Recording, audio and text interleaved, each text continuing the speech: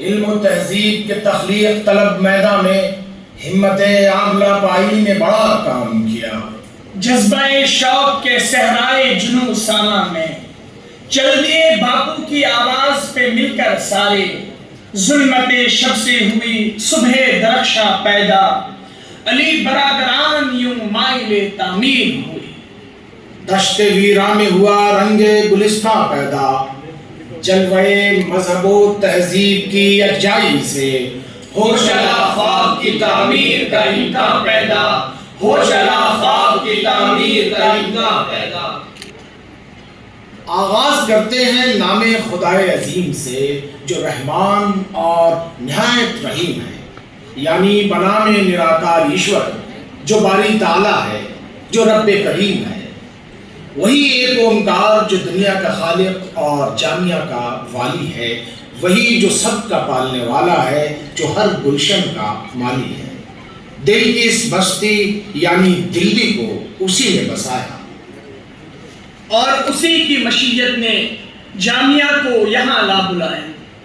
مہاتما گاندھی کے مشورے اور خرچے سے تحریک آزادی کا یہ قافلہ دلی آیا۔ کچھ عرصہ کرول باغ میں حکیم اجمل خان کا مہمان رہا، اور پھر 1935 کے آس پاس وہ نیک وقت بھی آیا جب علم و فن اور حب وطن کا یہ کارواں موجودہ مستقر یعنی جامعہ نگر آیا۔ یہ علاقہ تب تک بیابان جنگل تھا، لیکن رحمت خداوندی کا کچھ ایسا کرنا ہوا کہ یہ ایک خوشنما باغ میں تبدیل ہوتا چلا گیا۔ بلند و بالا درختوں کے شامیانے نے پھر اس کو سجایا سنوارا، سدھا پھولوں نے حکم خداوندی سے اسے مہکایا نکھارا اور رشک چمن عدن بنایا۔ وقت کا سیل رواں دبے پاؤں گزرتا رہا، اور مجاہدین آزادی کا یہ خواب بتدریج حقیقت میں ڈھلتا گیا، جنت ارضی بنتا گیا۔ خواتین و حضرات، یہ قصہ ہے عزیزو اور نہ کوئی کہانی ہے، یہ سچی داستان ہے لوگوں جو تمہیں سنانی ہے، یہ سچی داستان ہے لوگوں جو تمہیں سنانی ہے۔ جامعہ کا سفر عجب حالات میں شروع ہوا تھا۔ جلیانوالہ باغ کے قتل عام نے انگریزی سامراج کا اصل چہرہ دکھا کر سارے جہان کو دہلا دیا تھا۔ ہمارا وطن ایک لمبے چوڑے قید خانے میں تبدیل ہو چکا تھا، اور ملک کا یہ زندان درد و غم سے کانپ رہا تھا۔ ہر دل غم سے بھاری تھا، ہر آنکھ میں آنسو تھا، ہر فرد رنج سے مجروح تھا۔ پورے دیش میں ظلم و زیادتی کا دور دورہ تھا۔ سورج بھی نکلتا تھا تو شرمندہ شرمندہ سا ہوتا تھا۔ ہر شہر حوالات تھا، ہر گھر کال کوٹری کا منظر پیش کرتا تھا۔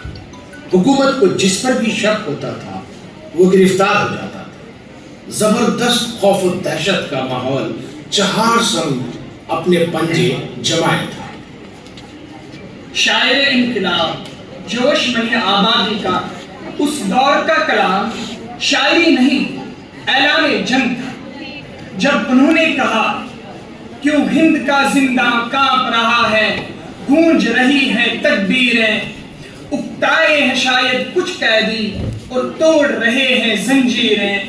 بھوکوں کی نظر میں بجلی ہے، توپوں کے دہانے ٹھنڈے ہیں، تقدیر کے لب کو جنبش ہے، دم توڑ رہی ہیں تدبیریں۔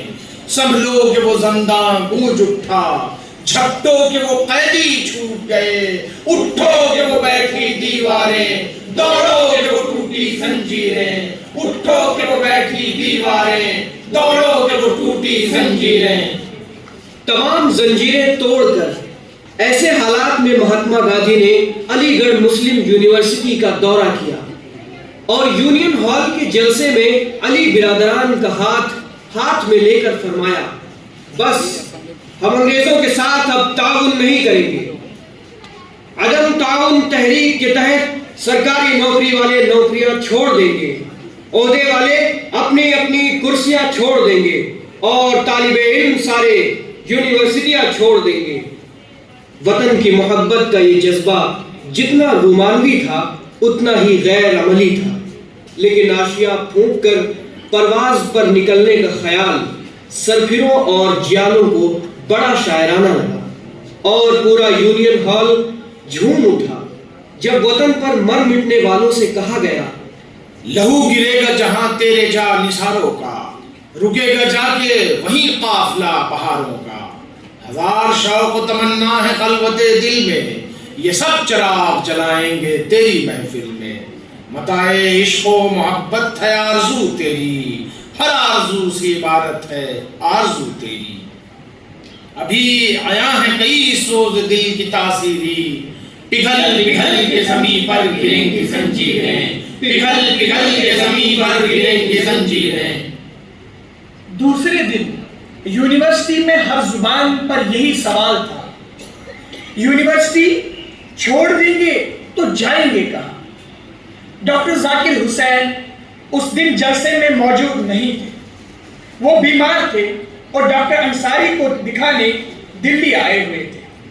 اس زمانے میں وہ نئے نئے استاد بنے تھے، پڑھ بھی رہے تھے پڑھا بھی رہے تھے۔ رات کو دلی سے واپس آئے تو گورو کے حمایتی کالے انگریز گاندھی جی اور علی برادران کا مذاق اڑا رہے تھے، ٹھٹھے لگ رہے تھے کہ گاندھی وادی خلافت والے یہ دیوانے یونیورسٹی چھوڑ کر کہاں جائیں گے؟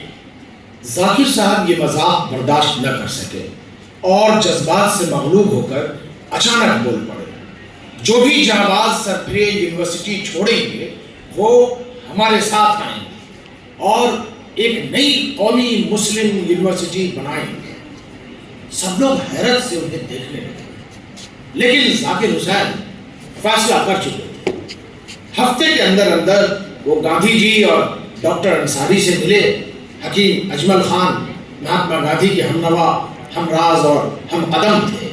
وہ مریضوں کا علاج کرتے کرتے ملک کے علاج کی کوشش میں لگ گئے تھے، جانتے تھے کہ وہ کبھی بھی قید کیے جا سکتے تھے، سو تیاری کے طور پر وہ پہلے سے ہی زمین پر سوتے تھے اور بے مزہ کھانا کھاتے تھے۔ وہ بھی نیشنل مسلم یونیورسٹی کے خیال سے خوش تھے۔ ان کوششوں میں علی برادران ہر قدم ان کے ساتھ تھے، اور پھر وہ سارے لوگ جو انگریزی سامراج کے خلاف تھے وہ سب نیشنل مسلم یونیورسٹی کے پرچم تلے آ گئے۔ ابتدا میں یہ بس 70-80 لوگ تھے۔ ایک قومی یونیورسٹی کے خواب دیکھنے کے جرم میں سارے طالب علم AMU ہاسٹل سے پولیس کے ذریعے باہر کیے گئے۔ علی برادران اور کئی قومی رہنما اولڈ بوائز لاج میں ٹھہرے تھے، لیکن وہ بھی نکالے گئے۔ مجبور ہو کر یونیورسٹی کے باہر لال ڈگی کے میدان میں ٹینٹ لگائے گئے اور شمع آزادی کے یہ پروانے ایک نئے سفر پر نکل پڑے، یعنی طالب علموں کے کارواں کے آگے آگے مولانا محمود الحسن، مولانا محمد علی جوہر، حکیم اجمل خان، مختار احمد انصاری اور عبد المجید خواجہ جیسے جنگ آزادی کے وہ جیالے تھے، جو تحریک عدم تعاون کی راہ پر چلتے ہوئے علی گڑھ سے اپنا ناطا توڑ بیٹھے تھے اور سب کچھ چھوڑ کر ایک نئی منزل کی تلاش میں نکل پڑے۔ نیشنل مسلم یونیورسٹی کا اردو ترجمہ جامعہ ملیہ اسلامیہ کیا گیا، جو سب کو اتنا پسند آیا کہ بس یہی نام چل رہا، دلوں دماغوں میں گھر کر گیا اور علمی و تعلیمی آزادی کا یہ ایک نعرہ بن گیا، ذہنی بلندی کا استعارہ بن گیا۔ خواتین و حضرات، یہ بہت چھوٹا، بہت کمزور سا قافلہ تھا، لیکن دل میں ان کے ایک جذبہ تھا، ایک جوش تھا، ولولہ تھا۔ ہر دل میں ایک ہی ارادہ تھا، ہر لب پر یہی ترانہ تھا، تعینات کے اونچے پہاڑ توڑیں گے، تعینات کے اونچے پہاڑ توڑیں گے، تغیرات کو مجبور کر کے چھوڑیں گے۔ ہم تیری خاک کو حسن آفری بنائیں گے، میرے وطن تجھے خلد بری بنائیں گے، خزاں کو بار ملے گا نہ تیرے گلشن میں، ہم تیرے خار بھی رکھ لیں گے اپنے دامن میں، تیرے ملال پہ ہماری ہر ایک خوشی قرباں، تیری حیات پہ 100 بار زندگی قربان، تیری حیات پہ 100 بار زندگی قربان۔ خواتین و حضرات، ایک صدی کی روشن و تابناک تاریخ نے سب پر یہ واضح کر دیا ہے کہ ہماری یہ درسگاہ انسانیت کے دل کی صدا ہے، ہندوستانیت کی دولت بے بہا ہے، پرچم کشائے مہر و وفا ہے، جامعہ نقاش رنگ و بو ہے، حسن تمدن کی آبرو ہے، جلوہ گہے شوق و جستجو ہے۔ جامعہ صبح بیداری شعور ہے، ایک کاروان نور ہے، عشق وطن کا ظہور ہے، محبت کی روشنی ہے جامعہ، خیابان زندگی ہے جامعہ، چراغ دیر ہے جامعہ، شمع حرم ہے جامعہ، سرمستی نشاط غم ہے جامعہ، سرمستی نشاط غم ہے جامعہ۔ لیکن جب اس ادارے کی شروعات ہوئی تو انگریزوں کے حمایتیوں کو یہ بات سمجھ میں نہیں آتی تھی کہ کیا جامعہ حکومت کی مرضی کے بغیر، سرکار کے مالی تعاون کے بغیر چند مہینے بھی چل پائے گی۔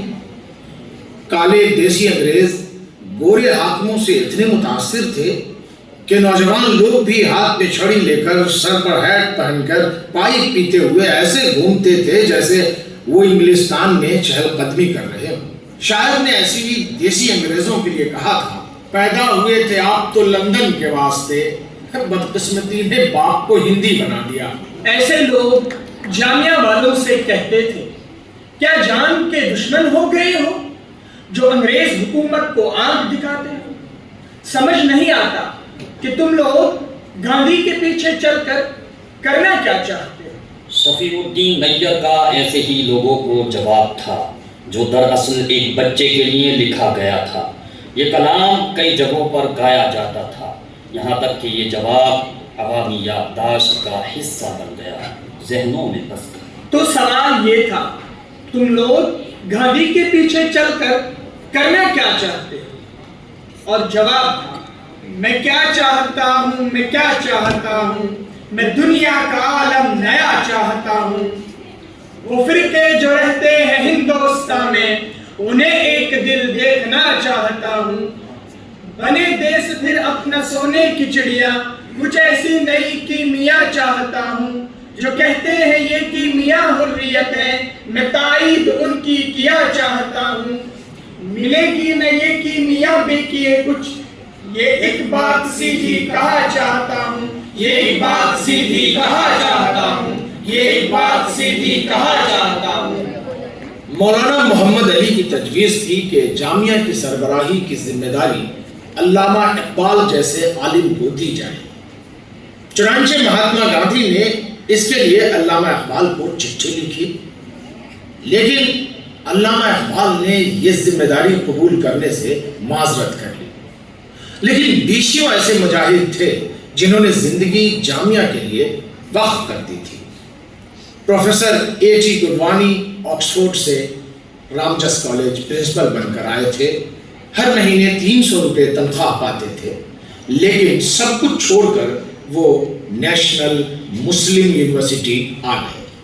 ان کے علاوہ دوسرے بہت سے تھے جو مہاتما گاندھی کے کہنے پر اچھی نوکریاں چھوڑ کر آ گئے۔ پروفیسر ڈے بنگال سے آئے تو پروفیسر بروا آسام سے آئے، پروفیسر طاہر بمبئی سے آئے، پروفیسر ہادی حسن کیمبرج سے آئے۔ پروفیسر گپتا سائنس پڑھاتے تھے اور پروفیسر سنگھل اکنامکس اور گیتا پڑھاتے تھے۔ کانگریس کے مشہور لیڈر پنڈت سندر لال آتے ہی مہمان ٹیچر بن جاتے تھے۔ وہ سیاست کے ساتھ ساتھ قرآن شریف پڑھاتے تھے جس کا وہ اس زمانے میں ترجمہ کر رہے تھے۔ سوریکانت شاستری سنسکرت پڑھاتے تھے۔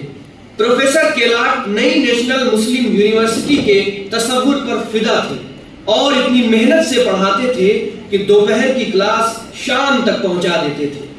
پروفیسر ابسن جرنلزم پڑھاتے تھے۔ اینگلو انڈین تھے، بیوی کو بیوٹی اور خود کو بیسٹ بتا کر بچوں کو ہنساتے تھے۔ رام چندرن اور دیوداس جی پڑھاتے تھے۔ رام چندرن اور دیوداس جی پڑھاتے بھی تھے اور تکلی چرخا بھی سکھاتے تھے۔ اور مولانا محمد علی چونکہ خود اپنا اخبار نکالتے تھے تو وہ صحافت سے لے کر شاعری تک سب کچھ پڑھانے کے لیے تیار ہیں۔ ٹیچرز کی طرح سے اسٹوڈنٹ بھی ہر صوبے اور علاقے سے آئے تھے۔ سعید انصاری کی طرح جنگ بہادر سنگھ کاشی ودیا پیٹھ سے آئے تھے۔ کرشنا نائر اور نپن پلئی کیرلا سے آئے تھے۔ کیلاش ناتھ کول اور چندر بھال جوہری کشمیری تھے۔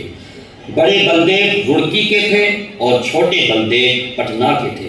شفیق الرحمان ٹڈوائی انصاری اور جعفری یو پی کے تھے۔ کچھ مالوے کے تھے تو کچھ راجپوتانے کے تھے۔ غرض چاہے اننت رام ہوں، بنسی دھر ہوں یا ایشور ناتھ ٹوپا ہوں، سب کے سب آزادی کے دیوانے تھے اور ملک و قوم پر جان دینے کو تیار رہتے تھے۔ عبد الغفار مدھولی حیدرآباد کے ایک چھوٹے سے گاؤں کے رہنے والے تھے۔ نیشنل مسلم یونیورسٹی کے قیام کا سن کر گھر والوں کی اجازت کے بغیر نکل پڑے۔ سفر خرچ کے لیے پیسے بھی نہ تھے۔ مال گاڑیوں میں لٹک لٹک کر اور ٹرین کے انجن میں کوئلہ ڈال ڈال کر کسی طرح علی گڑھ پہنچے تو داخلے بند ہو چکے تھے۔ مجبور ہو کر ہاسٹل کے میس میں 8 روپے مہینے کی نوکری کرنے لگے۔ وہ کھانا پکاتے تھے، حالانکہ کھانا پکانا نہیں جانتے تھے۔ ساتھ میں پڑھتے بھی رہے۔ 7ویں کا امتحان پاس کر کے باقاعدہ طالب علم بن گئے۔ ہائی اسکول کے بعد جامعہ اسکول میں بچوں کو پڑھانے لگے۔ وہ بعد میں ہیڈ ماسٹر بنے اور جامعہ کی تاریخ کا حصہ بن گئے۔ جامعہ کے سبھی طلبہ اور سبھی استاد اسی مزاج اور اسی سوچ کو دلوں میں بساتے تھے۔ 4-5 سال جامعہ علی گڑھ میں رہی، لیکن یہ مولانا محمد علی کی سربراہی سے زیادہ تر محروم ہی رہی۔ ایک لیڈر کے طور پر سارے ملک میں ان کی ضرورت تھی۔ تھوڑے ہی دن بعد انگریزوں نے انہیں 2 سال قید کی سزا دے دی۔ جیل سے باہر آئے تو کانگریس کی صدارت کی ذمہ داری ان کے سر پر آ گئی۔ نتیجے میں جامعہ کی ذمہ داری عبد المجید خواجہ نے اکیلے ہی نبھائی۔ جامعہ کا شروع کا دور چونکہ خلافت تحریک سے جڑا تھا، اس لیے خلافت کمیٹی نے شروعات کا خرچہ بھی اٹھایا تھا۔ لیکن جیسے ہی خلافت تحریک کا معاملہ ٹھنڈا پڑا اور چندہ آنا بند ہوا تو اب مالی بحران کا مرحلہ درپیش تھا۔ نہ تنخواہوں کے لیے کچھ تھا، نہ بچوں کے کھانے کے لیے کچھ تھا۔ لے دے کر جو تھا وہ بس ملک و قوم کی محبت کا آتشی جذبہ تھا، جس سے نہ گھر نہ ہاسٹل میس کا چولہا جل پاتا تھا۔ چنانچہ کچھ عرصے خرچے کا انتظام پہلے حکیم صاحب نے کیا، پھر ڈاکٹر انصاری نے کیا، پھر کچھ دن عبد المجید خواجہ نے کیا۔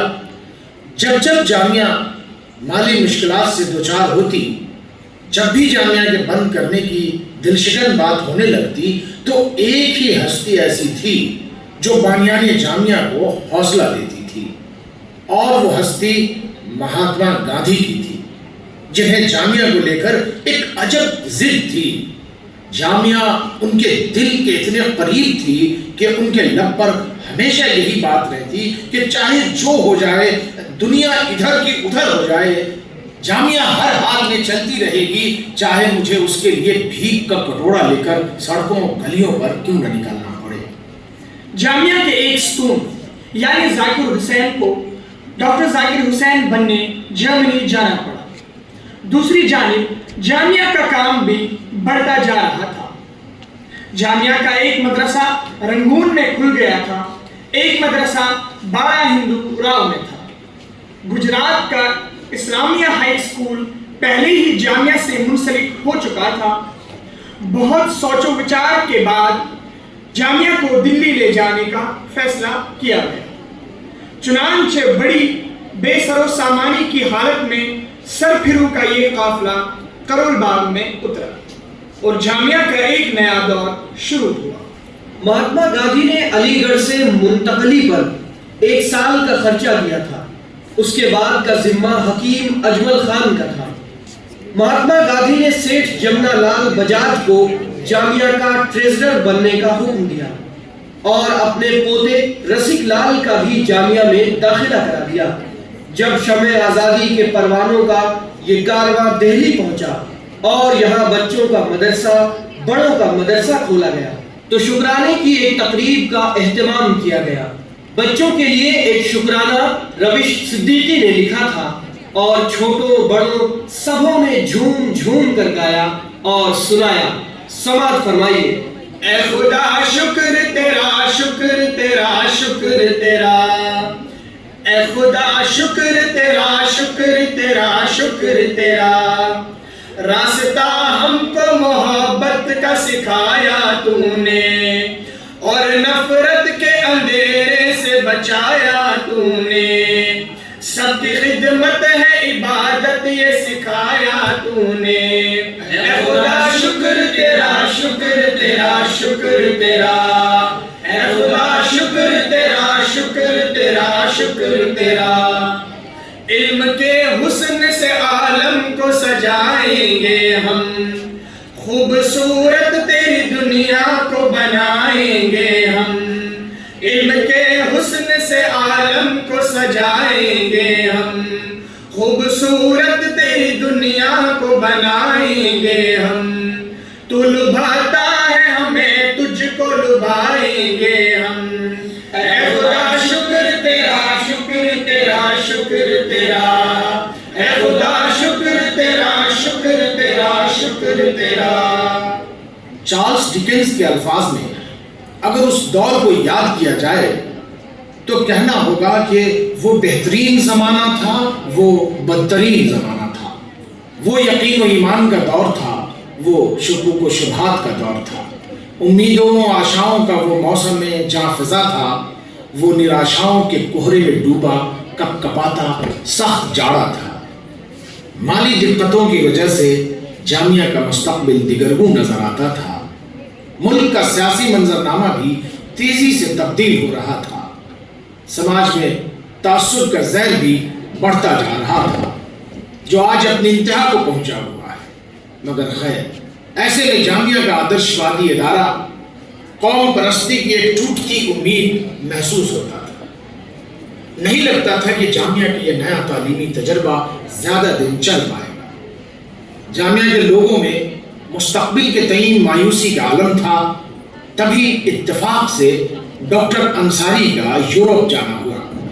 پیرس میں ایک شام ذاکر حسین، پروفیسر مجیب، پروفیسر عابد حسین اور ڈاکٹر انصاری نے دیر تک تبادلہ خیال کیا اور جامعہ کو ایک نئی نہج پر لے جانے کا خواب دیکھا گیا۔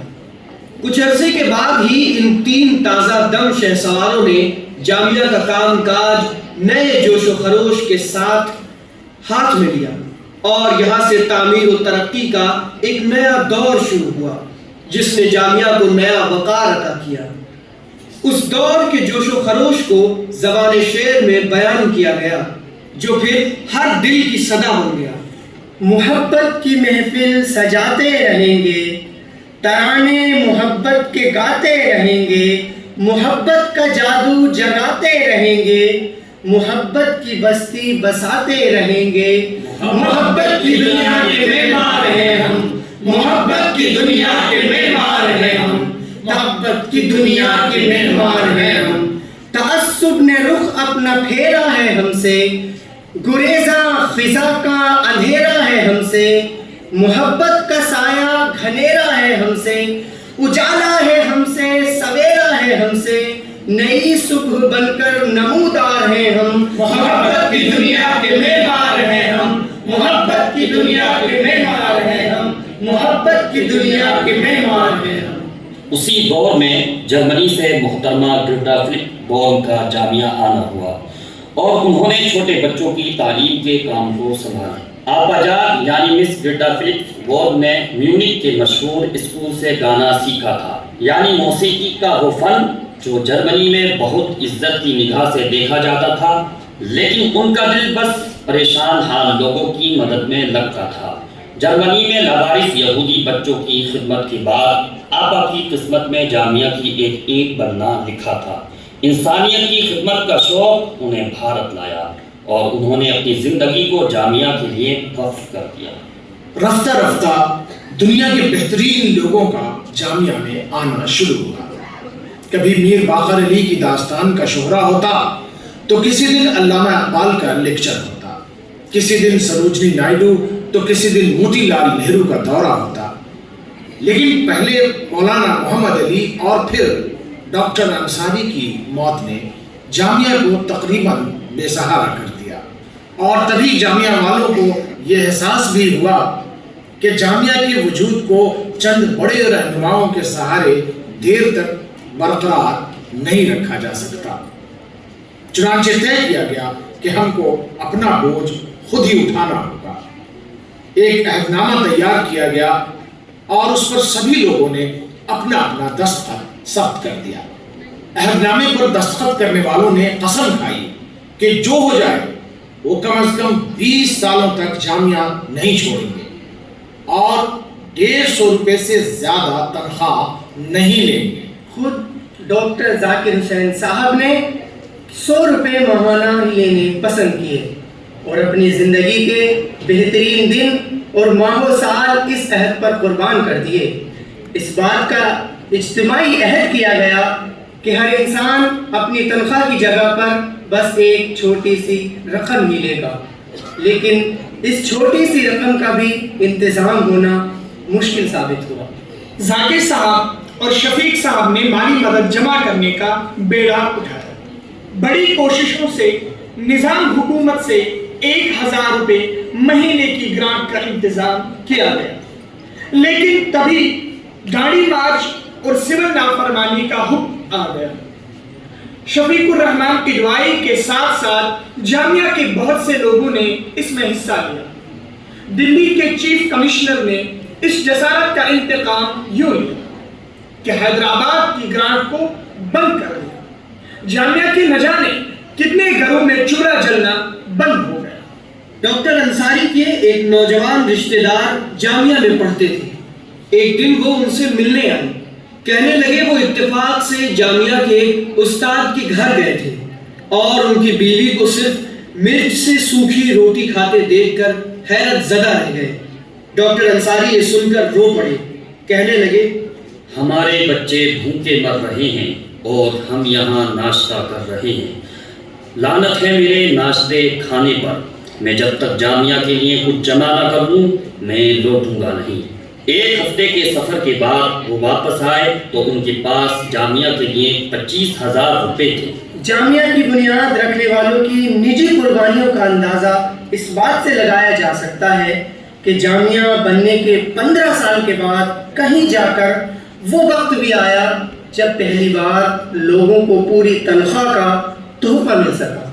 نیا جامعہ نگر سپنوں کا نگر تھا، نیا جامعہ نگر سپنوں کا نگر تھا، رفعتوں کا برق تمنا کا سفر تھا، ستاروں تک لے جانے والی کمندوں کا شہر تھا، وہ شہر جس کی زمین آسمان کا دل چھینے، ہر ایک راہ گزر کہکشاں کا دل چھینے، جہاں نشاط کو اندیشہ ملال نہیں، جہاں فروغ شمع مائل زوال نہیں، جہاں نشاط کو اندیشہ ملال نہیں، جہاں فروغ شمع مائل زوال نہیں، شعائے مہر جہاں خضر راہ ہوتی ہے، شعائے مہر جہاں خضر راہ ہوتی ہے، بلندیوں کو تلاش نگاہ ہوتی ہے، جہاں خیال کی لغزش گناہ ہوتی ہے، جہاں خیال کی لغزش گناہ ہوتی ہے، جہاں خلش کو سکون عظیم کہتے ہیں، جہاں نگاہ کو برق عظیم کہتے ہیں،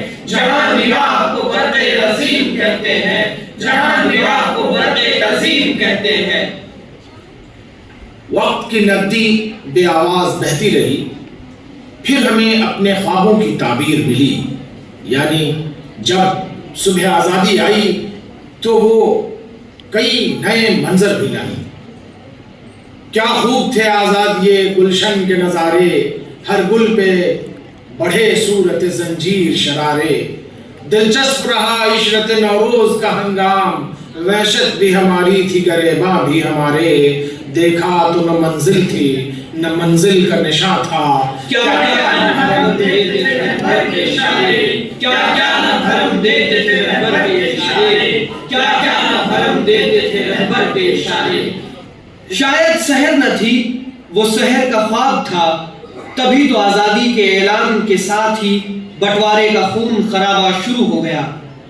8 ستمبر کو جیسے ہی مہاتما گاندھی کا دلی آنا ہوا، انہوں نے سب سے پہلے جامعہ کے بارے میں پوچھا۔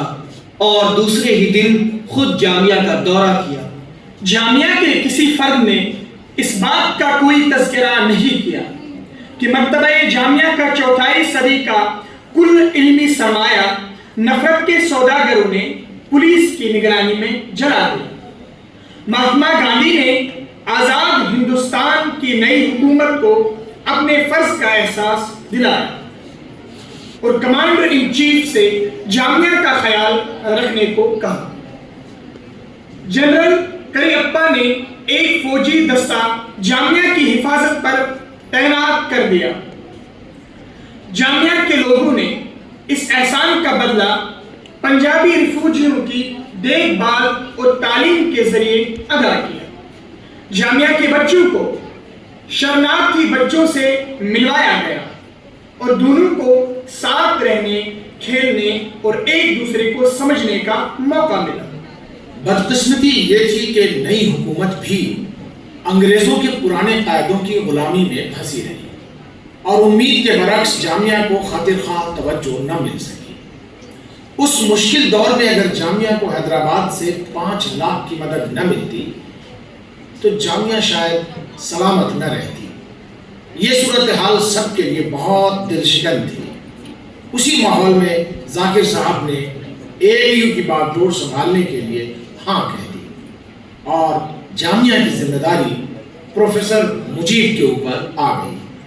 اور تب سے لے کر آج تک ہمارے سبھی شیخ الجامعہ تقریباً 12 اہم ماہرین تعلیم نے جامعہ کی پتوار سنبھالی اور نت نئی تعلیمی خدمت کی نیو رکھی، نئے نئے شعبوں اور نصابوں کی شروعات کی، جن کی مجموعی کامیابیوں کے باعث جامعہ ملک کی ایک اہم یونیورسٹی بن گئی۔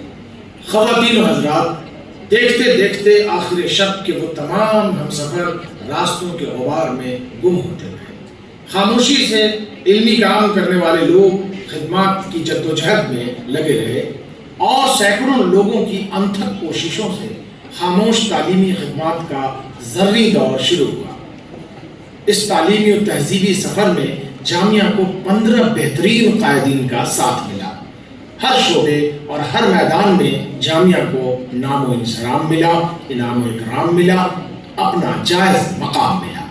ابتدائی اور درمیانی دور کی جامعہ کاغذ کی ایک ایسی کشتی تھی جو ارادوں، تمناؤں، سپنوں کی ڈاواں ڈول لہروں پر بل کھاتی بڑھ رہی تھی۔ نت نئے طوفانوں کا سامنا کرتے کرتے یہ کشتی لکڑی کی اور پھر لوہے کی کشتی بنتی گئی۔ یہ کشتی نئے پتواروں اور باغبانوں کے سہارے آگے بڑھتی گئی اور پھر یہ کشتی ہر سال ملاحوں کی ایک نئی کھیپ پیدا کرنے لگی۔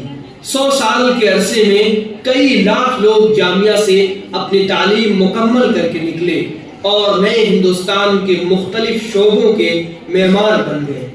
گاندھی، نہرو اور مولانا آزاد کے ساتھ ساتھ جامعہ ٹیگور کی آنکھوں کا بھی خواب تھا۔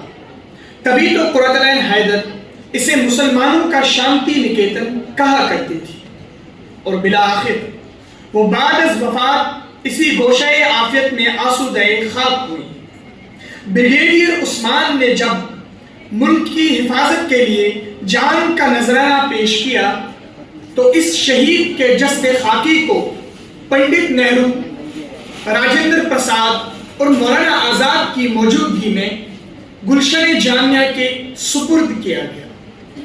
آج اگر کوئی قرۃ العین حیدر سے، بریگیڈیئر عثمان سے جامعہ کا مطلب پوچھے تو وہ لوگ یہی کہیں گے، جامعہ وہ لٹائے جو مسلسل پیار کی دولت، جامعہ وہ جو نہ تھک کر بیٹھ جائے ہار کر ہمت، جامعہ وہ جو دل و جان سے شریک درد پیہم ہو، جامعہ وہ جس کے پاس زخم دل کا مرہم ہو، جامعہ وہ کہ جس کے دل میں درد نوے انسان ہو، جامعہ وہ کہ راضی جس سے ہر ہندو مسلمان ہو، جامعہ وہ جو ہو اخلاق کا ایک پیکر کامل، جامعہ وہ جو ہو انسانیت کی رہبر کامل۔ خواتین و حضرات، جامعہ کی سیدھی سچی کہانیوں میں نہ ساقیوں کا خرام رنگی ہے، نہ جام و مینا کی گردشیں ہیں۔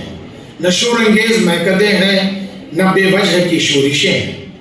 جامعہ چھوٹے چھوٹے گھروں کی چھوٹی زندگیوں سے گھرا ایک گوشہ عافیت ہے، ایک طرز معاشرت ہے۔ ہندوستانی سماج کے لوگ جب جب مایوسیوں کے مقابل آئے، جامعہ کے سادہ مزاج لوگ تب تک خاموشی سے چراغ تفکر لیے تاریکیوں میں بھٹکتے مسافروں کو منزلوں کا اجالا دکھاتے رہے۔ یہاں کے سیدھے سچے غریب اور غریب پرور لوگ نیکیوں کے مجسمے ہیں، جو علم کی دولت سے زندگیاں سنوارتے ہیں، کمہار بن کر کچی مٹی کو ڈھالتے ہیں۔ یہاں کے پرپیچ راستے گھوم گھوم کر دوڑ دوڑ کر بچوں کو تعلیم کے لیے لاتے ہیں، وہ بچے جو پھولوں کی طرح گھاس میں خس و خاشاک میں کھل جاتے ہیں۔ یہاں کے لوگوں نے اپنے روشن ذہنوں میں باوقار ماضی کی ساری یادیں سنوار رکھی ہیں، ساری باتیں سنبھال رکھی ہیں۔ نرم ملائم لہجوں کی سرزمین میں استاد اور طالب علم مل کر بیج بوتے ہیں آرزو کے، نئے ارادوں کی جستجو کے، نئی امنگوں کی آبرو کے، کہ جب بھی نئی فصل آئے تو نئے ارادوں کی کوپلوں سے امید کی خوشبو پھیلے گی۔ یہاں کی خاک میں پوشیدہ کچھ انوار باقی ہیں، ابھی تدبیر باقی ہے، ابھی فنکار باقی ہیں۔ جامعہ کے سایہ دار درختوں سے جب موت خزاں بن کر کوئی زرد پتا گرا دیتی ہے تو یہاں کی صدا بہار فطرت کسی شاخ پر کوئی نئی کوپل کھلا دیتی ہے، تو یہاں کی صدا بہار فطرت کسی شاخ پر کوئی نئی کوپل کھلا دیتی ہے۔ یہاں جو کل کلی تھا وہ آج گل ہے، جو آج گل ہے وہ کل کا پھل ہے۔ یہاں پھول سے چہرے پھولوں میں چھپ جاتے ہیں، پر چھپ چھپ کے نظر بھی آ جاتے ہیں۔ کیسے کیسے لوگ خاک سے اٹھ کر فلک نما بن جاتے ہیں، آسمان پر چھا جاتے ہیں اور ٹوٹے تارے کی طرح پھر خاک کے پردے میں گم ہو جاتے ہیں۔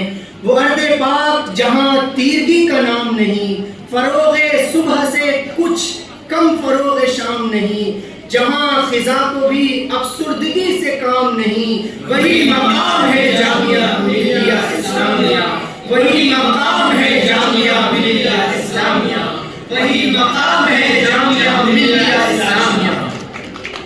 اگر ہم فکر اقبال اور اشعار روش سے کچھ مستعار لیں، کچھ قرض لیں، کچھ ادھار لیں تو یہی کہیں گے۔ فکر انسان کی بلندی کا نشان ہے جامعہ، جاوداں پہرم رواں ہر دم جواں ہے جامعہ، مسند آرائے بہارے بے خزاں ہے جامعہ، زندگی کی نکھتوں کا رازداں ہے جامعہ، زندگی مہکش ہے اور پیرے مغاں ہے جامعہ، خود زمیں ہے اور خود ہی آسماں ہے جامعہ، خود مشیت ناز فرما ہے جہاں ہے جامعہ، خود مراد کارواں خود کارواں ہے جامعہ، خود مشیت ناز فرما ہے جہاں ہے جامعہ، خود مراد کارواں خود کارواں ہے جامعہ، عالمی انسانیت کا پاسباں ہے جامعہ، اپنی آزادی میں بہرے بے کراں ہے جامعہ، اپنی آزادی میں بہرے بے کراں ہے جامعہ، برطرف اندیش ہے سود و ضیاء ہے جامعہ، ہے کبھی جاں اور کبھی تسلیم جاں ہے جامعہ، ہے کبھی جاں اور کبھی تسلیم جاں ہے